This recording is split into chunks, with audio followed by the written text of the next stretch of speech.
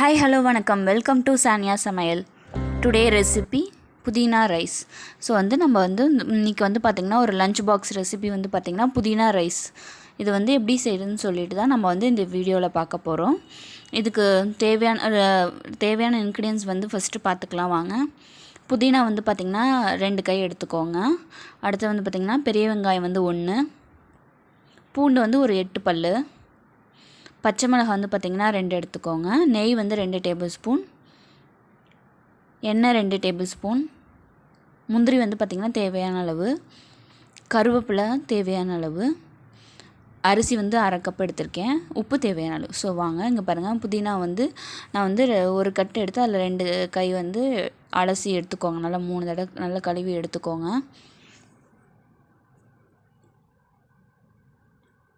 பச்சை மிளகாய் 2, பூண்டு ஒரு 8 பல். இப்போ நான் எண்ணெய் ஊற்றி நான் புதினா வணக்க போகிறேன். ஸோ பூண்டு பல்லும் கருவேப்பிலையும் பச்சை மிளகாவும் ஃபஸ்ட்டு எண்ணெய் காஞ்சதுக்கப்புறம் ஆட் பண்ணிக்கோங்க. பூண்டு ஆட் பண்ணியாச்சு.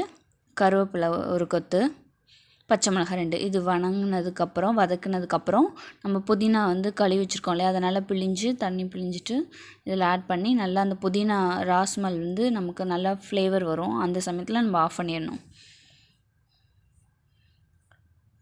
ஸோ புதினா ஆட் பண்ணுறேன். எல்லாத்துக்கும் ஒரு பிக்கஸ்ட்டு டாஸ்க் என்னென்னா டெய்லி லஞ்ச் பாக்ஸ் என்ன பேக் பண்ணி வைக்கிறது அப்படின்னு சொல்லிட்டு தான் யோசிக்கிறது தான் இருக்கும். ஸோ இது பார்த்திங்கன்னா நல்லா வணக்கிக்கோங்க. இங்கே பாருங்கள், ஆஃப் பண்ணிடலாம். இது ஆறுனதுக்கப்புறம் அரைச்சி எடுத்துக்கணும் பேஸ்ட்டாக. ஸோ நான் ஆறுனதுக்கப்புறம் இதை நான் ஒரு ஜாரில் ட்ரான்ஸ்ஃபர் பண்ணுறேன். இது நம்ம அரைச்சிக்கணும். ஒரு பெரிய வெங்காயம். ஸோ நான் இது பார்த்திங்கன்னா 1/2 கப் ரைஸ் 2 பேத்துக்கு எடுத்திருக்கேன். அதுக்கு இது பார்த்திங்கன்னா உருளைக்கிழங்கு கேரட் எதுக்குன்னா ஸ்நாக்ஸுக்கு வச்சுருக்கேன். 1/2 டம்ளர் அரிசி எடுத்து நல்லா வாஷ் பண்ணிக்கோங்க. இப்போ நான் 2 டேபிள் ஸ்பூன் நெய் ஊற்றினேன். இப்போ 2 டேபிள் ஸ்பூன் எண்ணெய் ஊற்றுறேன். ஸோ இது காஞ்சதுக்கப்புறம் ஒரு பெரிய வெங்காயம் கட் பண்ண சொன்னால அது நீங்கள் இன்னும் பூண்டு நம்ம அரைச்சிருக்கோம். இன்னும் கொஞ்சம் உங்களுக்கு பூண்டு வேணுன்னா இந்த வெங்காயத்தோட பூண்டு இன்னும் ஒரு 4 பல் போட்டு நீங்கள் வணங்கிக்கலாம். நானாக பூண்டு ஆட் பண்ணல, வெங்காயம் மட்டும், ஏன்னா அரைச்சதுனால வெங்காயம் மட்டும் நான் ஆட் பண்ணுறேன். ஸோ இங்கே பாருங்கள், இது மாதிரி இருக்கணும். வெங்காயம் வணங்கினதுக்கப்புறம் நம்ம இப்போ புதினா அரைச்ச பேஸ்ட்டு நம்ம ஆட் பண்ண போகிறோம். நீங்கள் நல்லா இன்னும் கொஞ்சம் உங்களுக்கு கோல்டன் ப்ரௌனாக வேணுனாலும் ரொம்ப டேஸ்ட்டாக இருக்கும். அது மாதிரி கூட வணக்கிக்கலாம். ஸோ நான் கொஞ்சம் சாஃப்டாக இருந்துருச்சு. இப்போ நான் புதினா பேஸ்ட்டை ஆட் பண்ணுறேன்.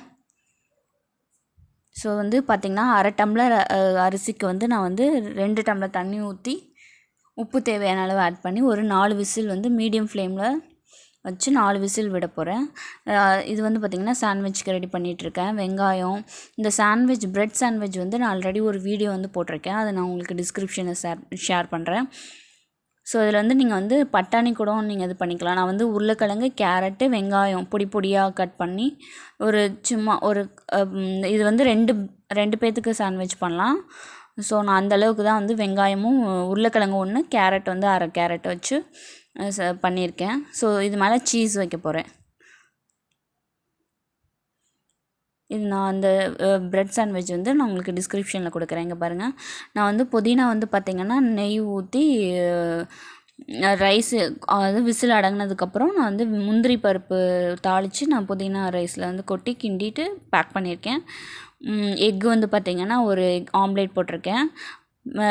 பிரெட் சாண்ட்விச் பார்த்திங்கன்னா 4ஆக கட் பண்ணிவிட்டு சாஸ் வச்சுருக்கேன். ஸோ தயிர் ஒரு சும்மா 2 வாய் வச்சுருக்கேன். லைக் பண்ணுங்கள், ஷேர் பண்ணுங்கள், மறக்காமல் சப்ஸ்கிரைப் பண்ணுங்கள். பக்கத்தில் இருக்க பெல் நோட்டிஃபிகேஷனை ப்ரெஸ் பண்ணுங்கள். நான் போடுற வீடியோஸ் எல்லாம் உங்களுக்கு வரும். தேங்க்யூ.